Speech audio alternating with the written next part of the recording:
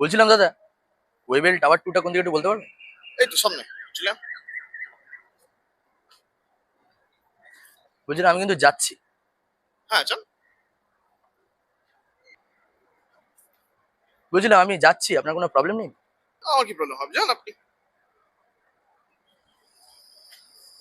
কি হলো দাদা?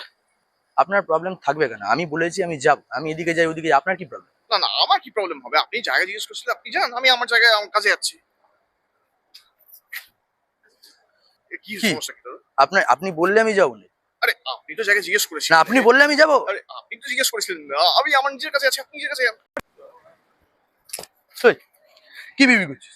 কি কি বিবি করছেন? কি আরে বিবি আমি করছিস? আমার নিজের কি কাছে তুই কি কথা বলছিস বলছি। আমি যাবো না?